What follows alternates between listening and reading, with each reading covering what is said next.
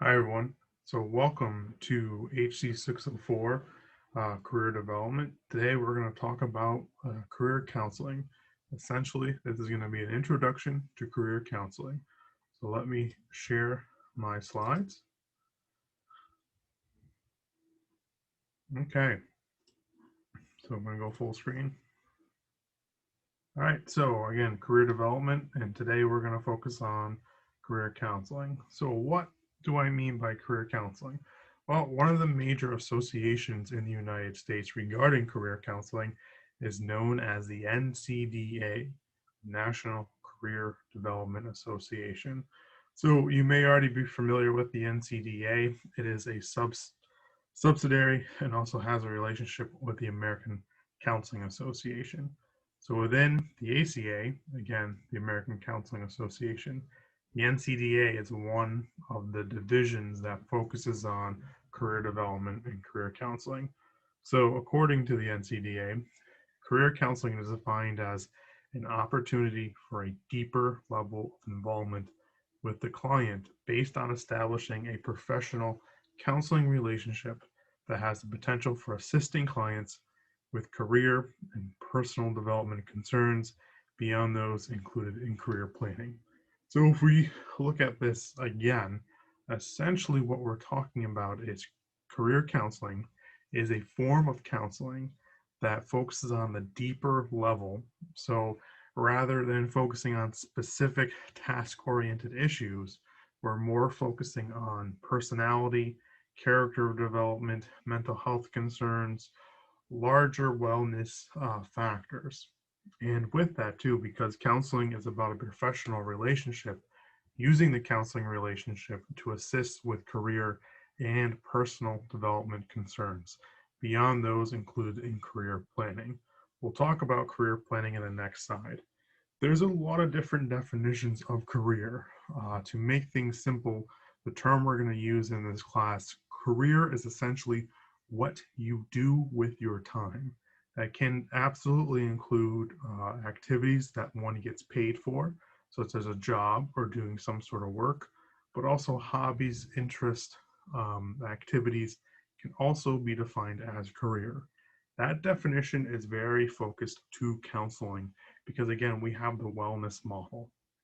So, with wellness, we're focusing on not only mental health, but spiritual, physical, occupational, financial elements of a client's life. And so, with that, too, we're focusing on personal development as well as activities they would like to do. So, career counseling is conducted by individuals with an advanced degree. And again, this comes from the NCDA. The advanced degree is typically a master's or a PhD, is within a counseling related field.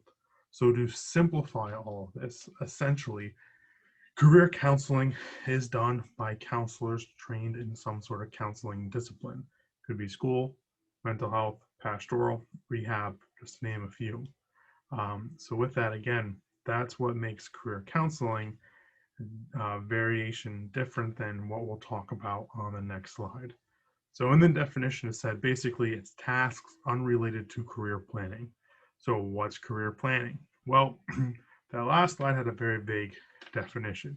Here, the NCDA provides a more specific explanation. So career planning services include an active provision of information designed to help a client with a specific need. And I really want to emphasize that specific need and or task. That can include review of resumes, assistance with networking strategies, identification of occupation based on values, interests, skills, prior work experience, and other characteristics. Can support in the job seeking process and assessments by means of paper-based and or R-line inventories, interests, abilities, personality, work-related values, or other characteristics. So career planning, you're also going to hear career coaching. Those words can be used interchangeably. So there's a lot in this slide. What I want you to distinguish between career counseling and career planning. Career planning is focusing on a specific task to help someone accomplish their goal. So resume writing, coming up with a networking strategy, learning about certain job requirements, providing assessments to help someone, such as the Career Thoughts Inventory or using ONET, just to name a few. So when we're focusing on solving a specific task, that essentially can be career planning. So note that career counselors at times, or counselors in general, we can use career planning to help our clients. That is definitely possible. And you do not have to be a counselor with a master's degree or a PhD in counseling related field to provide your services in a career planning situation. So really, those are the distinctions. Career counseling, we're more depth oriented, where we're trying to understand the deeper dynamics of a particular career concern. In career planning, we're more surface level, trying to address an issue through a certain task, whether through job placement, increasing self-knowledge, etc. So returning back to career counseling. When utilizing career counseling, there can be common areas to focus on, but please understand this is not limited. These are just a few areas that a career counselor can address. So this can include increasing self-knowledge. So as we'll talk about with theories in just a moment, essentially to find activities, hobbies, or work that is meaningful or what one wants to do with their time, it's helpful to understand ourselves. So by understanding our values, our interests, our needs, that knowledge can be matched with certain career activities or vocations. So increasing self-knowledge, and then we can increase career knowledge.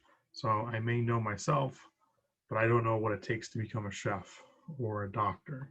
So learning about those specific fields can increase my knowledge.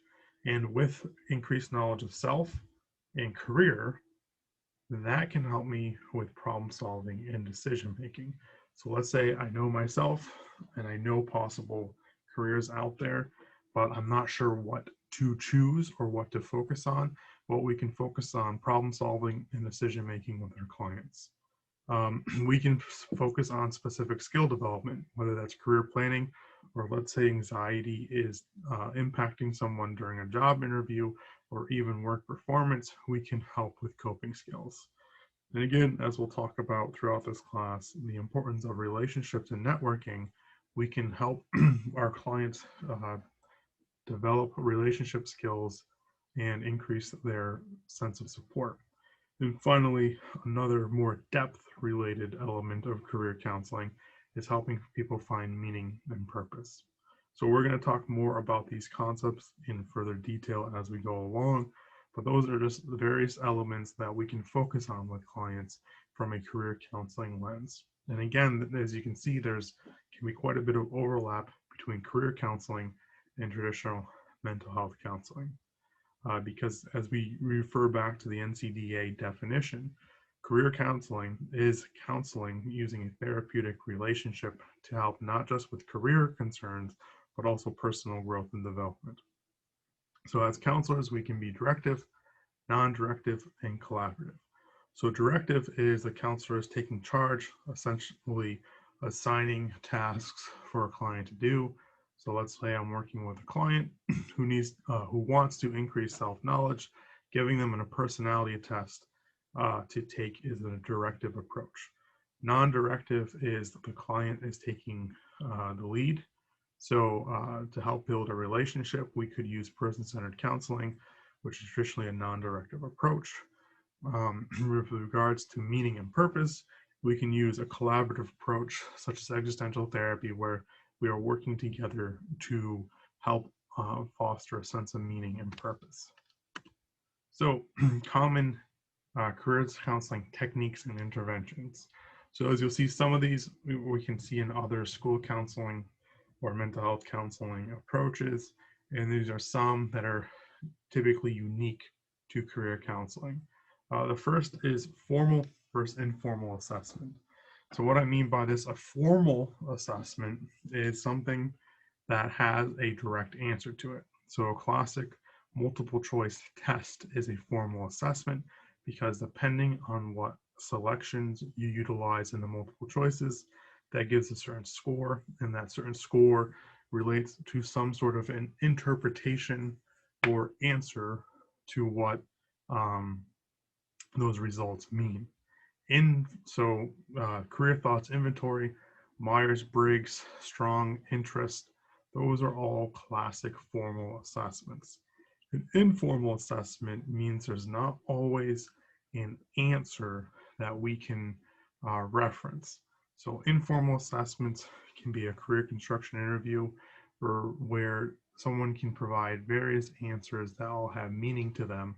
Classic is your projective test, such as Rorschach ink block test, as well as we can use sand tray as an informal assessment. And in addition to that, a genogram can be another possible assessment we can utilize. So again, formal assessment means there's a test with some sort of answer. Informal assessment, there's more open interpretation and we're focused more on the process rather than the results. Informational interviewing, this is a technique typically used in career counseling. What this means is, let's say we want to focus on helping a client increase career knowledge of a certain field by having someone talk to people within that field through an informational interviewing can allow them to increase knowledge as well as build a possible relationship and other networking opportunities. So again, informational interviewing is essentially talking to people within a field to better understand knowledge of that career. Role play, skill practice. So we can role play even prepping for an informational interview. We can role play dealing with stress or anxiety in a work setting. That can also be skill practice with coping skills. So psychoeducation is just providing information regarding whether the personal growth and development or even career specific information.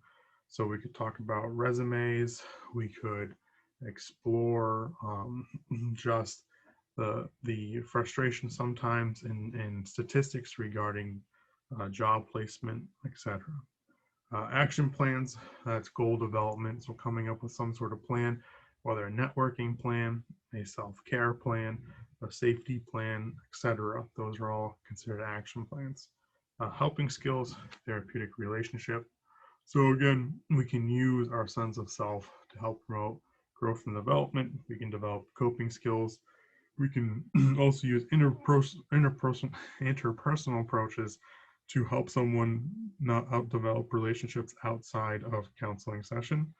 We can use creative expressive activities, like I mentioned, sand tray or genogram, and we can also use classic Socratic questioning to address or increase flexibility in thinking, as well as provide and develop other perspectives. So again, this is not a complete list. These are different techniques and interventions that career counselors can use within a career counseling session. Okay, so now we're moving on to theory. So before I get into theory, there again can be overlap between counseling theories of psychotherapy and counseling, and then career development theories. Essentially, these theories of career development focuses on rather on how interests or values are generated, the meaning people receive out of work. There can be various perspectives. And again, there's going to be a lot of overlap between the theories we use in a counseling session to also the career development theories. So really, what does career development mean? Essentially, career development is this idea, similar to human development, that our career path is not static. There's always some dynamic going through. And different theories have different unique developmental stages or perspective on this. Again, if we use a definition that career is activities we use with our time, that process is going to occur throughout our life. So there's always going to be changes in the activities we utilize, enjoy, or even have the ability to do. So we're really focusing on a developmental prospect where career is going to be dynamic. Just like we know with human development. Another factor of career is there is a strong intersection between the individual and society. As society changes, that influences the individual.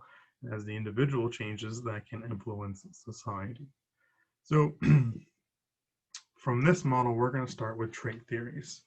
So trait theories includes trait and factor, person and environment, and there's a numerous different variations of pi movement, as also Holland RIASEC codes. So really the intersection of this model of career development overlaps quite nicely with many personality theories and assessments. So those who've taken theories of personality with me may be familiar with trait theory. That's the first theory that we cover in that class. Remember, trait theories is essentially descriptions of possible elements that someone's personality can consist. So again, trait theory is the foundation to a lot of theories of personality and even theories of counseling. How we describe someone is through traits. And we see trait theory throughout much of our society.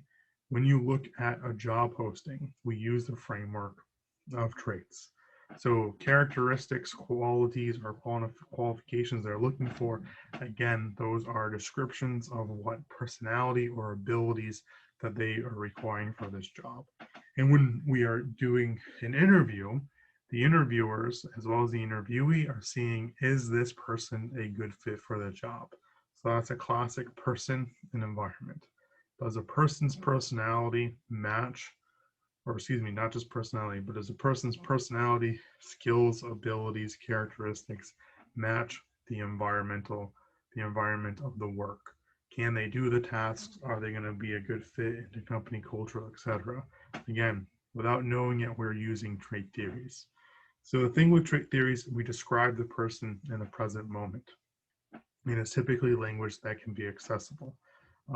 Someone social, someone a people person, someone good with their hands, someone like building things. Those all can be descriptions of one's traits. So as a career counselor, we can use trait theory to assess the uniqueness of the individual and match that uniqueness with a fitting environment. So we can see the strengths of the individual and find a place that will allow those strengths to be expressed, or use those strengths to fit with what the job demands. So the limitation, again, of trait theories, not just in career, but personality in general, does not necessarily provide a reason why we have those traits or interests, nor does it provide a good model of growth and change of the person and or environment. So again, remember, historically, that trait theory is a foundational model where it was describing the present moment. And then as the field of career and psychology grew, other models were added to explain how those traits were developed, as well as how those traits can change and grow. The thing to remember with person and environment is the person can absolutely grow and change, as well as the environment. So a lot of times in career counseling, what we see is the environment has changed, and that can cause conflict. What the environment was previously may have been a good fit, but because of hiring changes or company cultural changes or even economic influences, the company has changed, and therefore the person may not feel like it's a good match anymore. So we can use career counseling to help with that process possibly. So most formal assessments are based off trait theory research. Not all of them, but that's pretty common. So a lot of your formal assessments or historically provide a code to help explain one's personality or one's traits. So here we have Holland's RIASEC model, and there are basically, these are the traits. 1, 2, 3, 4. There's 6 traits that the RIASEC model expresses. So we can have realistic, and that's essentially someone that likes to do things. Hence, they're known as the doers. We can have investigative. They want to understand how things work. They really have a strength of conceptualization, and so we call them the thinkers. Artistic are people who enjoy creating things. Social, like to help others. Enterprising is the persuaders. So creating things, building things, kind of building teams to accomplish something can be seen as enterprising. And conventional organizers, they like managing and finding a homeostasis of elements. So this is the RIASEC model, commonly used in many different assessments.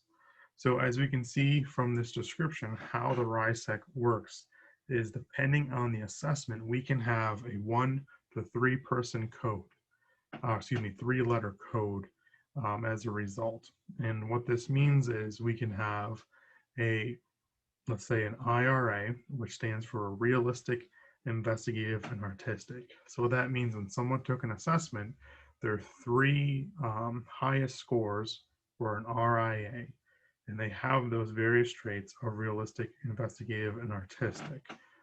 With this knowledge, there are many databases, such as the Occupational Handbook and other resources through ONET that match careers with these Holland codes.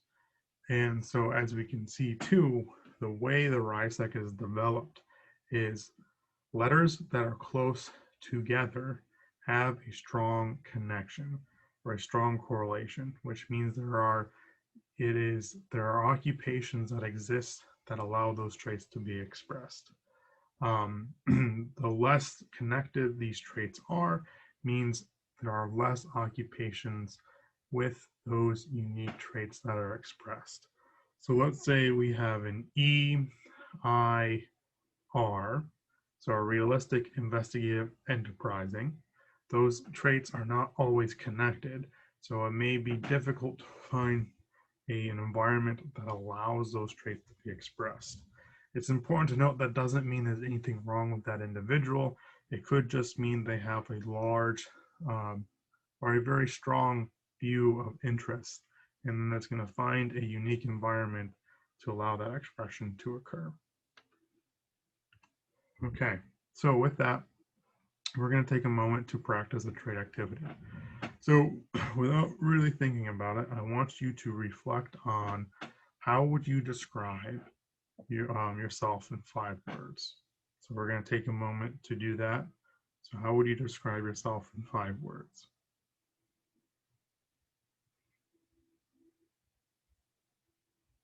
So as you're doing that, I want you to reflect on the process. What was the level of difficulty with this? Was it easy for the words to come around? Were you struggling? Are the words strengths, weaknesses, neutral? Was it easier for negative words to come up, positive words, neutral words? And are there any themes that arise? Another step we could take is we could ask what we call an informant, essentially someone who knows us quite well that could describe our personality in 5 words. Like be family, friend, etc., co-workers. And this is more data we could utilize to help understand possibly ourselves. So if you do that option, just compare the results. Reflect on your list of words, compare to the informants. So essentially how we can utilize this is a way to promote self-knowledge. So words could be used to describe oneself, either through an interview, resume, networking. It could be used as a foundation to promote growth and change. So we could strengthen our strengths or our traits, we can modify, and we can even add new ones if so desired. So we go from traits to now social, learning, cognitive, and behavioral theories. In the Zunger textbook, he does not use the term behavioral theories, but again, there's so much overlap between these concepts and theories of personality that I have clumped behavioral into these, but remember, Zunger does not use that language. So really these approaches, rather than knowing yourself, they are essentially utilized to promote action. So it is great to have self-knowledge, but if there's no action, then there's no activities, or there's no interest, or there's no development. So This really emphasized the importance of decision making and problem solving because from these models, especially from the cognitive theories, that what can prevent action is lack of clarity and lack of ability to narrow down all this data that we have and to overcome barriers. So we can stagnate because of paralysis by analysis or not sure how to address an issue or concern that comes up. So therefore, these approaches feel that to promote career growth and development, we need to promote decision making and problem solving to overcome the barriers and have some sort of action. So these approaches integrate extremely well with many of the clinical theories, such as cognitive behavioral therapy or cognitive behavior therapy, depending on the language you use. REBT, rational emotive behavioral therapy, so that's Ellis's classic work. Behavioral, which is classic behavioral theory, solution focused, and reality therapy. And I'm sure there are others, dialectical behavioral therapy, ACT or acceptance commitment therapy, etc. Um, so the intervention idea is that learning is a key element to promoting growth and change. So using these approaches with clients, we're going to use psychoeducation. We're going to explore thoughts and barriers, maybe even use assessments such as a career thoughts inventory. Um, we can promote formal education to take action. Okay, you want to be a carpenter, but you have no skills in carpentry. Let's find someone to help you develop those skills. So that could be formal education, a program, let's say at a community college, or even job shadowing. Again, we want to promote informational interviews because that can help increase knowledge, learn new skills, not just related to career development, but whenever we're utilizing an informational interviewing, we're also practicing interpersonal skills. Again, internships and apprentices, all this idea of learning and developing skills and promoting action. All these interventions, the client is essentially doing something. So the key or the view from these models is that one element that promotes or can promote career indecision or career concerns is we may have learned one way to do to be effective, but that way no longer works, maybe because the environment changed, we changed, society has changed, and therefore we need to continue to learn to help address the issue. So building resilience and this idea of continuing, always being a continuing learner or lifelong learner can help us navigate times when things change and we may need a new effective way to deal with a problem. So in addition to learning, we can explore core beliefs. So this is the cognitive element of it. One has about career and self. So classic CBT triangle, we change the beliefs and that can change our behaviors. So just like if we go back to Finding Nemo, remember Bruce the shark, right? So he was a shark who used to eat fish. But having the mantra that fish are food, having the mantra that fish are friends, not food, having that mantra constantly said could change his behaviors. So changing the thoughts about what is and isn't food can change his behavior on what he does and doesn't eat. Okay, so a common activity we could utilize using these approaches is a learning plan. So some questions we could focus on is think for yourself. What is something that you would like to learn more about? So again, the educational component. Is there a specific skill you would like to develop? What resources are available? Is there training? Can I learn something on YouTube? Books? Can I talk to someone? With that, what resources are needed? Maybe I need to learn some sort of task that would be helpful to have some sort of coaching or teaching with that. Maybe if I want to learn quilting, I'm going to need the material. Maybe if I want to be a farmer, well, there's a lot of resources I'm going to need to make that happen. Or maybe not. Maybe I can find an alternative in job shadow or have an internship on a local farm. So who could you talk to about these activities? Again, promoting informational interviewing. What is the time frame? So whenever we're utilizing learning plans or developing goals, it can be helpful to have some sort of time plan. And with that being said, how do we know if we accomplish our goals is measuring some sort of form of progress. So related to this is this theory called happenstance. And happenstance was developed or really promoted by John Krumboltz and his colleagues. And so I'm going to quote from Zunker because I feel this is a pretty good description, and I can't find a better way to describe it. So happenstance is essentially defined as unpredictable social factors, environmental conditions, chance events that occur over a lifespan that are to be recognized as an important influence in a client's life. It's a lot there.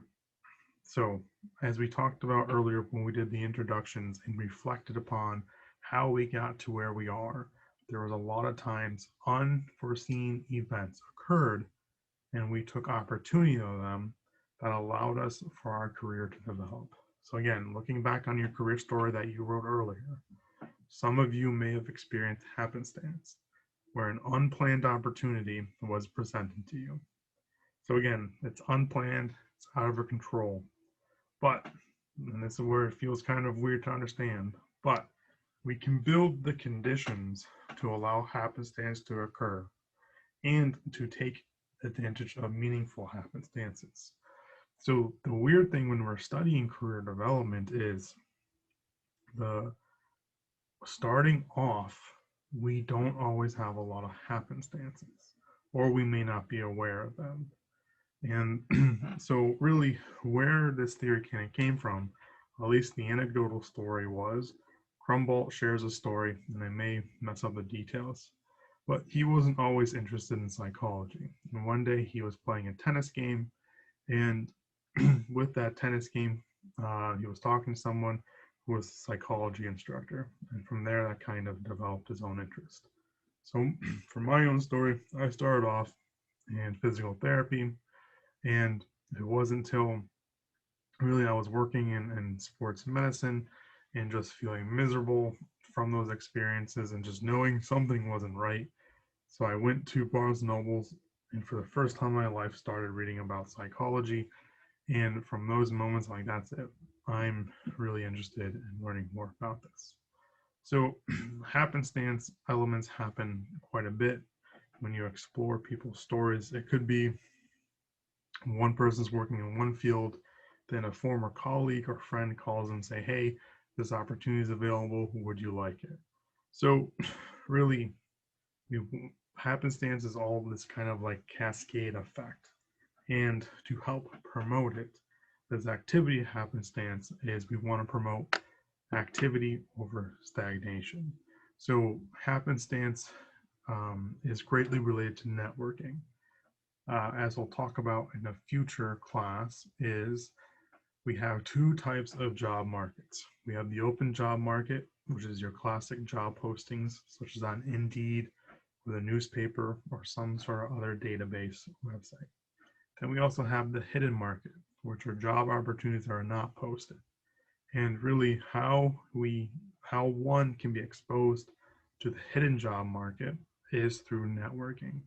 And networking, building relationships and connections with others, can promote happenstance, where again, unplanned opportunities can be presented to us. So early on in your career, we may not have as many happenstance opportunities as we like. Therefore, again, we need to promote activity over stagnation to allow those conditions to be built, to allow us to take chances of those happenstance and advantages when we so choose. So another variation, or excuse me, another element of this is reality therapy. So let's say we're feeling stuck. Again, from these theories of social learning and cognitive and behavioral theories, we want to promote action. So for those who have learned about reality therapy, a common technique is the WDEP. So this is a variation of it. WDEP stands for wants, doing, evaluation, and planning. Themes that we've already kind of covered. The questions we can ask our clients is, what do you want? Then with that, once we have an answer, we can ask, what are you doing about it? Now, do we have activity or do we have stagnation? And even if we have activity, we still want to evaluate. Is what you're doing helping you get what you want? We could be doing activity, but maybe it's not the right activity. So if not, then what plan can we make to make what you want possible? So again, that's just a framework with that. The next we're going to talk about is the developmental theories. Mainly, this is Donald Super's theories. There's quite a bit of information with Donald Super. Had a long, prolific career. So I'm just going to give a snapshot with this. So when we talk about developmental theories, essentially, again, career development occurs throughout our lifetime. And our careers are going to be susceptible to growth and change. Because we grow and change, situations around us grow, change, as well as society changes. So as society changes, workplace changes, activities change, etc. So just like with human development, our careers can require various needs and attention depending on our age and environment. So with this, the interventions we'll use from a career development theory standpoint, we're going to evaluate the unique development of each client in order to establish counseling goals. So just like we do a developmental assessment in human development, we're understanding how one got here, multicultural components that influence that, societal components such as SES, socioeconomic status, family history, educational history, etc. How does all those unique elements impact our client and what goals can be helpful? And where are they on the developmental scale? So as I talked about before, working with athletes, I use developmental stage quite a bit because even from a vocational standpoint of athletics, this is a microcosm of one's career. So we're going to talk about this framework of Donald Super stages using the examples of an athletic career. So growth essentially is a stage in life where we're focusing on developing self and clear knowledge such as attitudes, interests, and needs. So this is really from an athlete standpoint, could be Pee-wee or earlier on, where really one is learning that they have interest in some sort of sport and they're exploring various elements of that. By the exploration stage, we're going to narrow down. So typically what we see with athletes at an early age, they play soccer, baseball, basketball, swimming, get exposed to all these various sports and opportunities, and they're going to narrow it down, but it may not be finalized. Just like from our own developmental stage, when we're in school, we may be exposed to various career paths, and then as we're graduating high school, now is the opportunity to narrow down. But again, it can change. Most of us had one option in high school or one path, and then that has changed for whatever reason. So establishment is going to be the stabilization of self-identity through work experience. So as one picks a profession, that becomes a part of who they are. Think about whenever you're introducing someone, we're only a few questions away from really describing what we do for work, or they just look at college setting. You meet someone new and probably in the same sentence, someone asks what your major is. As we can see, that sense of work creates, or interest creates, our identity. So with athletes, as they start to invest in their own athletic development, that athlete-ness becomes who they are.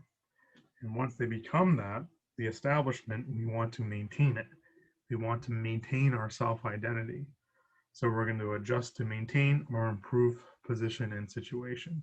So the maintenance stage could be, okay, the athlete's going to do this training, go to special camps, get special coaching, learn as much as they can in order to maintain where they're at. Same with career. We get to the maintenance stage, we'll do continuing education. We're going to continue to keep our status. And so that may be, working a certain amount of hours, trying to get some sort of promotional element is going to be maintaining our sense of identity once it's established. So with everything in life, there becomes a decline. So this could be pre-retirement, so planning on that decline, starting doing less work, and eventual retirement. So for athletes, retirement can be a choice. So I'm choosing to no longer play this sport, or It could be very drastic, being cut by the team for suspension or just for athletic reasons, having a career-ending injury, whatever it may be. There may be a moment where they can no longer compete as an athlete, and so there's going to be a moment of decline. Maybe they just can't do what they used to be able to do, etc. So we need to help with that stage of decline. Now, like any form of development, just because we hit decline in one activity, we can also grow another activity in replace of that. So what I do a lot with working with athletes who are in the decline stage, or what we call post-competition phase of life, because that identity as an athlete still may be there, but they're no longer competing, is to help them find and develop other identity pieces. So for athletes who compete at a high level, that's a strong part of who they are. And for some, no longer having that identity piece can create an existential crisis. Who am I? I had nothing left. I dedicated my whole life to swimming or football or basketball, and now I don't know what to do with my time. So we can develop other growths. We can promote exploration and establish and maintain other senses of identity and prepare for those declines as well. Okay, so here's just a reference to the definitions from the NCDA handbook. If you have any questions, let me know, and enjoy the rest of your day. And I'm going to end the video there.